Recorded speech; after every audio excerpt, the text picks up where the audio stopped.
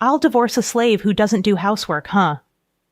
Suddenly entering the room, my husband Ethan remarked.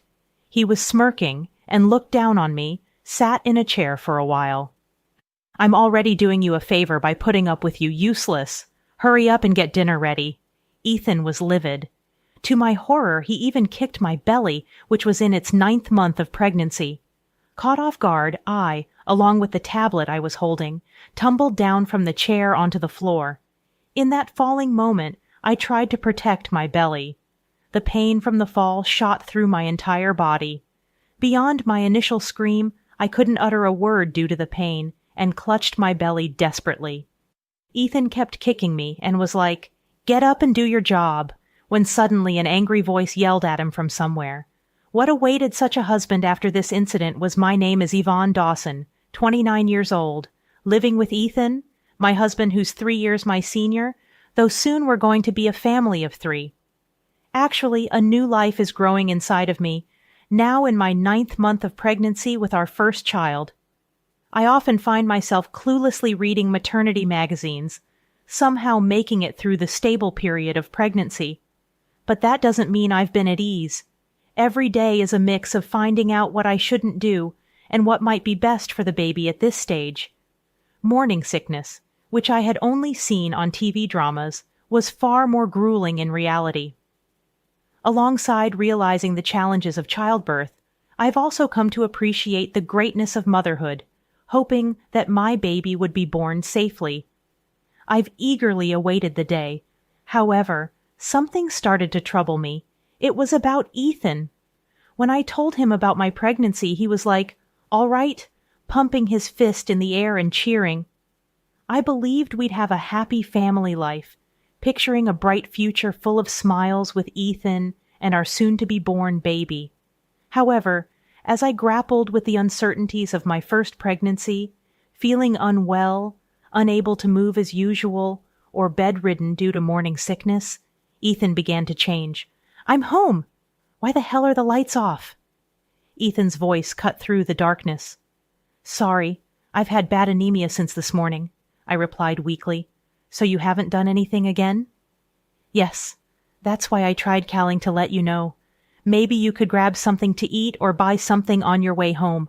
I was already on my way." "How am I supposed to get my food now?" Ethan's frustration was palpable. Ethan didn't care at all about my well-being, especially when he was hungry. He clicked his tongue with a look of annoyance and left without a word. When he came back after a while, he brazenly finished a meal just for himself, didn't clean up, and went to sleep after drowning himself in alcohol.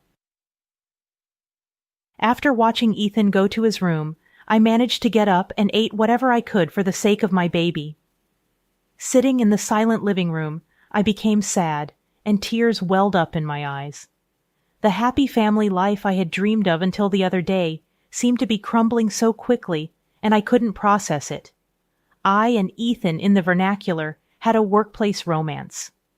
We've worked at a major global corporation called Asher Company, where Ethan was in the marketing department, and I'm an executive assistant, but also handle some of the accounting. One day, while working on the accounts, Ethan noticed me when he brought some documents from his department. From that day on, he started pursuing me relentlessly. It was love at first sight for Ethan. At first, I wasn't interested at all, but his persistent efforts and the way he seemed to lead his team with such vigor drew me to him, and we started dating. Once we started dating, he was a wonderful person who made me dream of a happy family life. I wondered if he would be kind to me again, if I was more diligent about housework and took care of him properly. With that thought, I decided to wake up even earlier than before and move at a relaxed pace. Even if I'm working from home, I've got to work. Stay strong, me. Actually, I chose to work from home not yet on maternity leave. Some of my secretarial duties like scheduling and contacting managers could be done remotely, and more than anything, I wanted to save money for our upcoming baby. So, I kept my spirits high and adjusted my routine to maintain a balance. I would wake up earlier than Ethan, prepare a hearty breakfast. He usually eats at the company cafeteria for lunch, so there was no need to pack a lunchbox. Once I sent Ethan off, I could work at my own pace until he returned in the evening, balancing work and house chores. That's how I spent my days. However, Ethan's attitude towards me didn't change. In fact, it became colder day by day. One weekend, I was feeling unwell from the morning, and even though the alarm rang, I couldn't get up. Unfortunately, I overslept until Ethan's wake-up time. "Hey, wake up. I told you. I've got a golf outing with clients today. You expect me to leave without breakfast?" Oh, right. He had mentioned it. "I'm sorry. I just couldn't." Before I could say anything else, he was like, "You're useless," and kicked the bed hard in frustration. His loud voice and the jolt scared me, and without thinking, I said something I shouldn't have. I usually do it right, but today just happened to be, "What? You're getting defensive now? You're a homemaker. It's a given you should get it right every day." He raised his voice even more and started lashing out at the things around him. Sounds of objects colliding and breaking echoed throughout the room. "I'm so sorry. Please stop it." Terrified, I plugged my ears and apologized. From then on, we barely spoke. When Ethan seemed upset, I kept my distance and would apologize if he said anything. Of course, I hadn't done anything wrong. Could I really give birth feeling this way? I thought about going back to my parents' house for the birth, but there's a chance that seeing the baby might make Ethan come around again, just like when I told him about the pregnancy. He might be happy. I decided to hang on to that faint hope. A little while after Ethan left, I slowly got up and started cleaning up the things he had angrily thrown around and scattered on the floor. Among them was a picture frame containing a photo of us taken back when we were dating. Only the glass surface of the frame was shattered, leaving it pitifully broken. It felt as if it was saying that things could never go back to the way they were, and tears began to stream down my face. Then someone knocked on the front door. Checking the time, it was a bit past 10:30 a.m. Who could it be? Ethan wouldn't knock on the door. Wiping my tears, I went to answer the door. "May I ask who's calling?" A kind and cheerful voice answered. "Yvonne, it's Jessica." Surprised by the unexpected visitor, I quickly opened the door. "Jessica!" I must have looked terrible. On seeing me, Jessica was like, "Oh dear, what happened? You look pale," and reached out with her plump hand to comfort me. Tears streamed down my cheeks again. Jessica is the wife of the CEO of Asher Co., where Ethan and I work.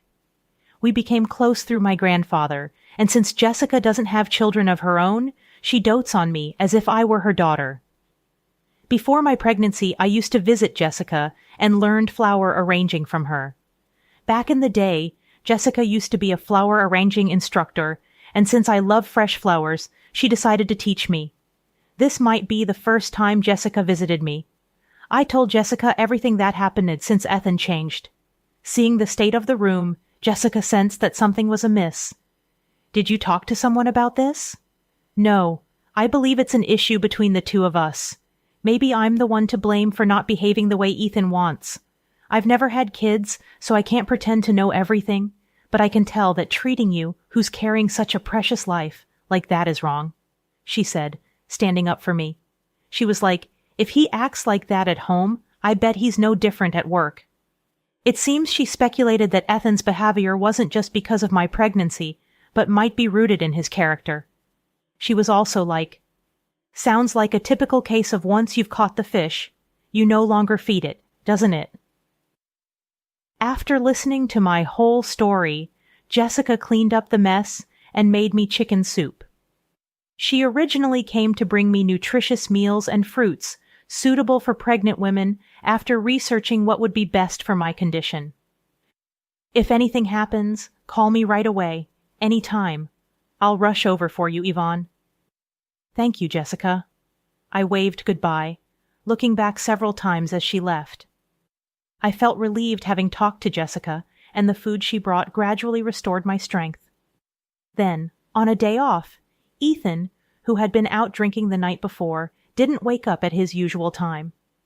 I managed to prepare our meals and decided to handle some tasks as I had received a call from my company. I didn't know how much time had passed.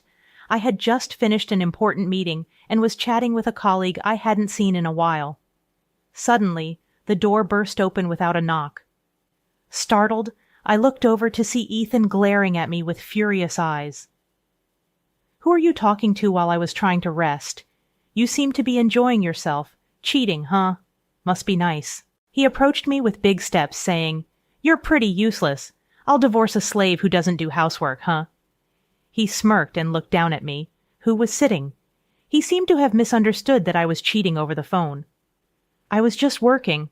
I tried to clear the misunderstanding, but he was like, "Stop lying.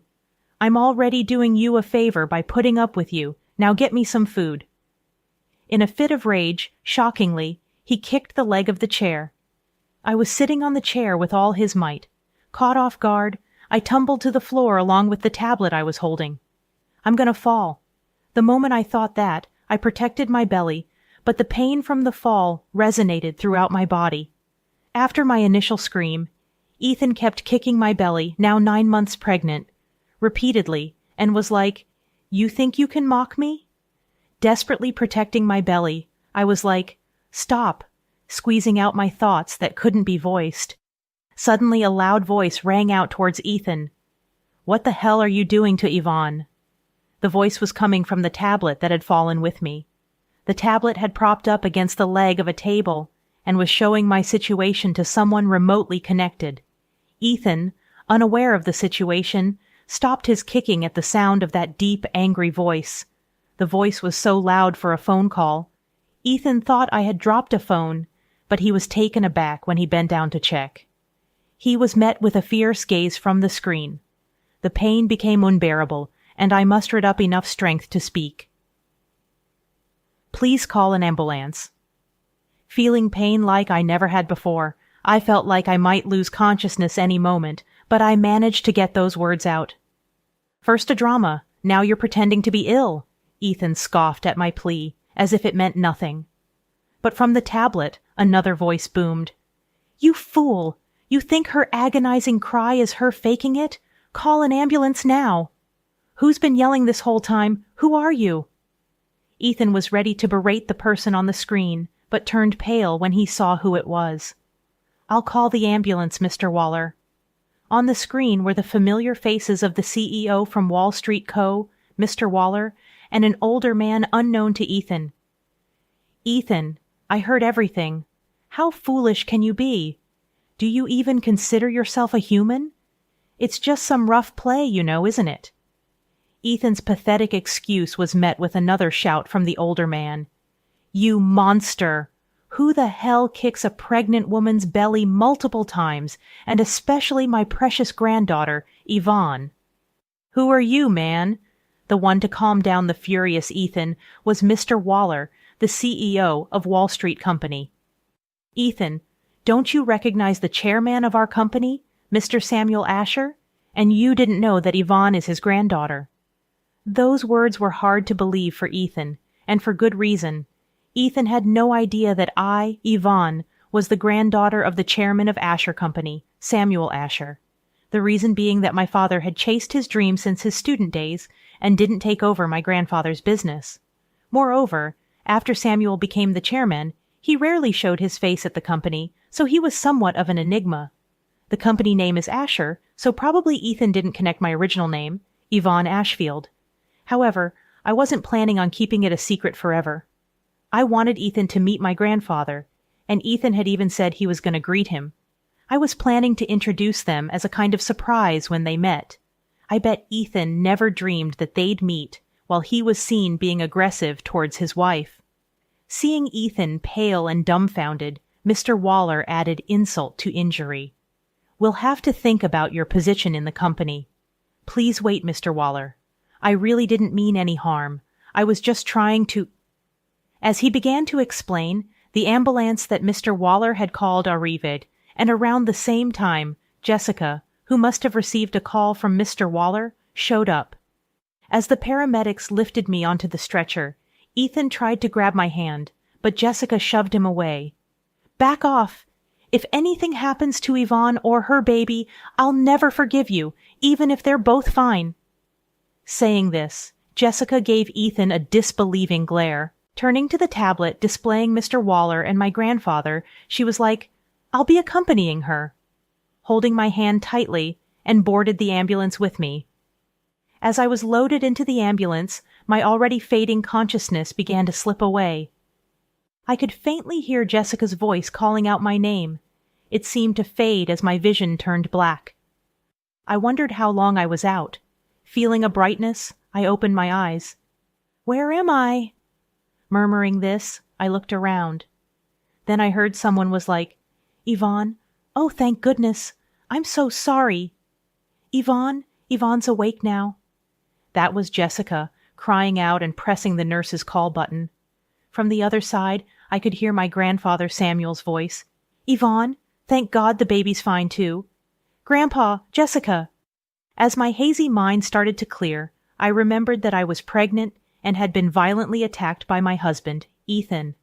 My grandfather was like, "The baby? Thank God." Again and again. It relieved me, and I covered my face. Seeing this, my grandfather was like, "You must have been so scared. You did well," and tenderly ruffled my hair. I remembered how Ethan was when we first got married, and I voiced my thoughts. Did I do something wrong? My voice trembled as the words came out. Hearing me, Jessica was like, "Yvonne, it wasn't your fault." My grandfather was like, "Whoever did this to my dear Yvonne will pay for his sin." Both of them defended me. They were like, "You just need to rest now." When I woke up next, I was told I had been asleep for 3 days and nights. After ensuring both the baby and I were okay, I was admitted for a week for observation. Throughout my hospital stay, Ethan never once visited. Thinking about our child who could have been seriously harmed, anger towards Ethan welled up inside me. Jessica, who visited me daily, expressed her concern that going back home might expose me to Ethan's potential rage again. Thanks to her generosity, it was decided that until things with Ethan were settled, I would stay at Mr. Waller's house, who was the CEO of Asha Company. My parents lived far away, and given the unstable circumstances, it was decided against me returning to my hometown for childbirth. Initially, I thought of going to my grandfather's place. However, since my grandmother had passed, and only men were left there, staying with Jessica at Mr. Waller's place in New York seemed better, considering she's a woman and could help out. Plus, it would be more convenient if any action needed to be taken against Ethan. Shortly after I began staying with Jessica, Mr. Waller shared some insights about Ethan's behavior at Asher Company. It turned out on the night I told everything to Jessica, she had requested Mr. Waller to keep an eye on Ethan's behavior. In response, Mr. Waller asked Ethan's direct reports and co-workers to report on his day-to-day activities. "So, Yvonne, it seems you really had no reason to feel guilty," Jessica said. After hearing Mr. Waller's story, both Jessica and I were at a loss for words. Jessica was like, "I knew it." Turns out, since I was rushed to the hospital, Ethan never contacted me. He was under the impression that I had wronged him and ran away. Worse yet, he was spreading rumors at work that I had cheated on him and felt guilty, which was why I left. Moreover, a co-worker from Ethan's batch revealed that he was always an arrogant person, looking down on those he considered beneath him, and even treated some of his subordinates very poorly. Back then, I was the most popular female employee in the company, I said. Ethan only pursued me for that reason. He apparently boasted that once we got married, he'd treat me like a slave and exploit me to no end. I had been deceived by Ethan. Realizing this made me feel utterly naive forever, thinking I was lucky to have met someone kind. "He doesn't even feed the fish he caught," Jessica remarked with a look of disgust. "I bet he's up to no good outside of work as well. We should probably look into it." Jessica exchanged glances with Mr. Waller and nodded.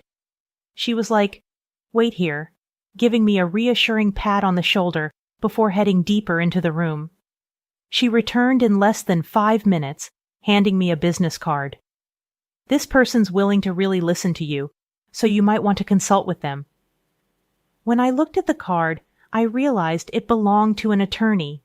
It turned out that my grandfather, knowing this attorney was a top-notch professional, had entrusted it to Jessica to pass on to me. My gear and father were currently occupied with some long-standing international business partners who were visiting him, so he had left me in Jessica's care.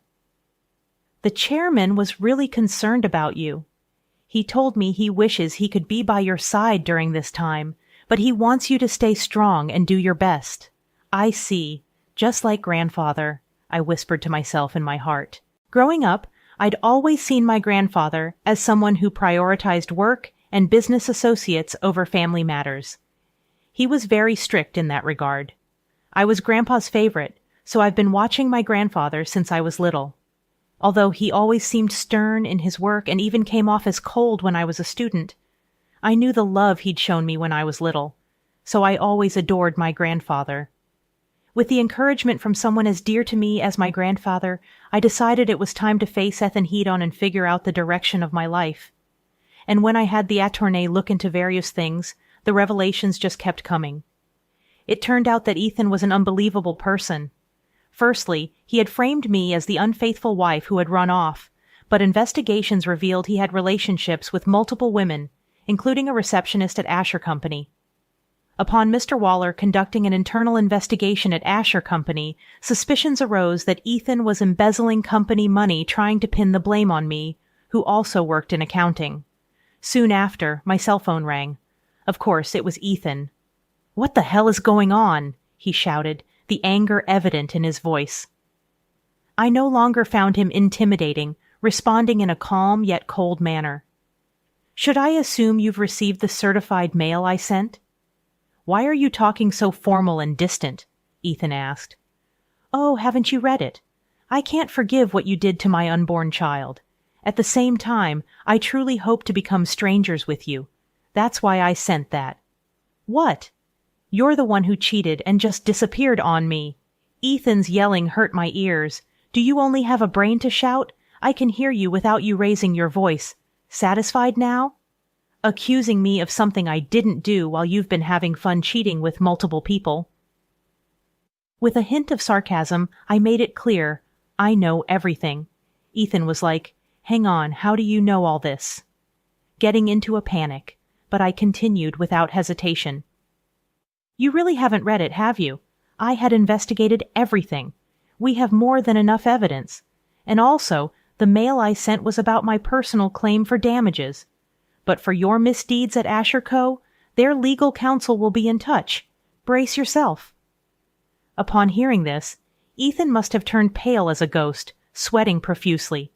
In a rush, he started going through the mail I had sent.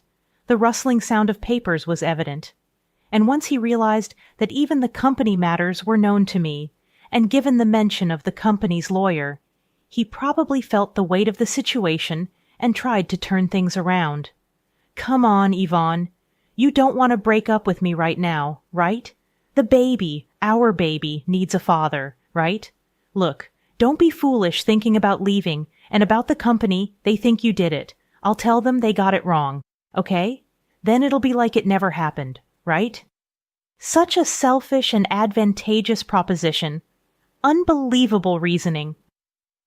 "I told you what I did, didn't I? I said we have more than enough evidence." "Oh, right. My grandfather was pretty furious too. You might get sued by him as well." "I'm done talking to you. If you have anything to say to me in the future, do it through my lawyer." With that, I hung up the phone. Ethan was like, "Hey, don't hang up." I could hear his desperate voice, but I couldn't care less about that. I never wanted to hear Ethan's voice again, let alone see his face. Given that I was expecting a baby, I decided to leave everything to my lawyer and focus on my preparations. As for what happened to Ethan, investigations at his company revealed inappropriate behavior towards colleagues leading to complaints. Evidence of embezzlement was also found, resulting in his termination and subsequent arrest for theft. Furthermore, while I didn't want any trouble, especially with my baby on the way, my grandfather's anger led to Ethan being reported to the police for assaulting me. He faced further investigation for assault. Financially, multiple compensation claims piled up on him, resulting in a massive lump sum demand. For the time being, Ethan's behind bars, but when he gets out, well, his life's going to be even tougher. You had it coming. I hope he pays for what he's done. Before Ethan was taken in by the police, I managed to finalize our divorcee. I then safely gave birth to a healthy baby girl. After discussing with my grandfather and Jessica, we decided to ask the lawyer involved in marriage as a special case that my daughter wouldn't see her father for now. It was a surprise for my parents, but after my delivery, they moved from Nebraska to New York to live with my daughter and me. It was the four of us together.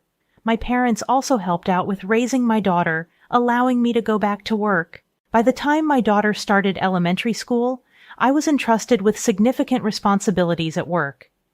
I succeeded Mr. Waller and became the CEO of Asher Company.